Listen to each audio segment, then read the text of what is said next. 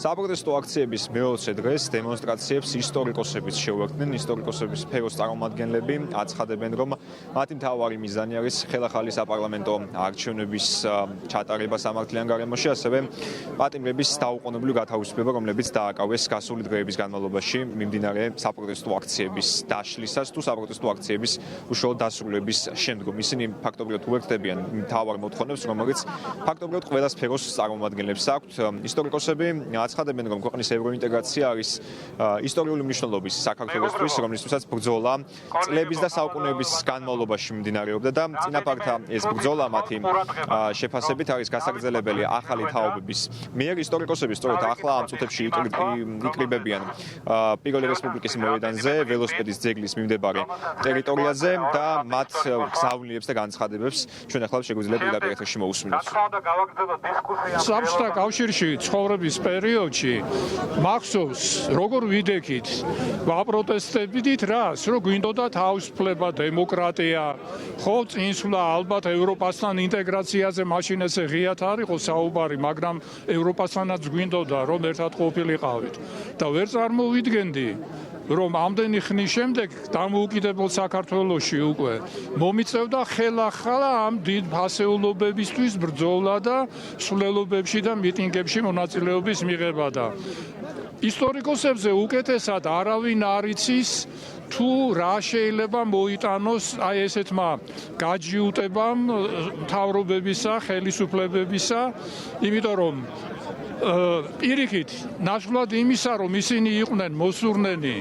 ხალხის ნება განახორციელონ და ხელი შეუწყონ ევროინტეგრაციას, არ შეიძლება რომ წავიდნენ წინააღმდეგი, იმიტომ რომ ხალხის ძალა არის ისეთი ძლიერი ძალა, რომელიც ნებისმიერ ძალაუფლებას მაინც დაამარცხებს თუ ის სწორად არის. ჯერ კიდევ უხსოვარი დროიდან პირველი 1000 წლეულიდან დაუკავშირდა ჩვენი ქვეყანა ევროპას და მას მერე ის წარმოადგენს ამ ევროპის ნაწილს თავისი ქრისტიანობით, თავის ტრადიციებით, ღირებულებებით და ასე შემდეგ. ეს იყო უკანასკნელი ბასტიონი სხვა ცივილიზაციებთან ერთად ევროპისა და ასე შემდეგ და დღეს დადგა ისეთი დრო, როდესაც გადაწყვიტა ხელისუფლებამ, რომ ჩვენ ჩამოგვაშორონ ამ გზას და გაგვიყენონ ესე იგი რუსეთს. ესე იგი გამოდის, რომ ჩოლოყაშვილი ზვიად გამსახურდია და მერაბ კოსტავა ესენი იყვნენ მოღალატეები, 9 აპრილის დაღუპულებიც ტყუილად დაიხოცნენ და ესე იგი ამ მთავრობის წარმომადგენლები და ხელისუფლების წარმომადგენლები ეს უდიპლომო სასიძოები არიან, თურმე პატრიოტები და აქ შეკრებილთა შორის არიან ისტორიკოსები, ასევე არქეოლოგები, მკვლევრები და სხვადასხვა სფეროს წარმომადგენლები, რომლებიც უერთდებიან საერთო სახალხო პროტესტს, რომელიც უკვე 20 დღეა გაგრძელდება საქართველოს მასშტაბით და მთავარი საპროტესტო კერა არის თბილისი, რუსთაველის გამზირი, საქართველოს პარლამენტორია.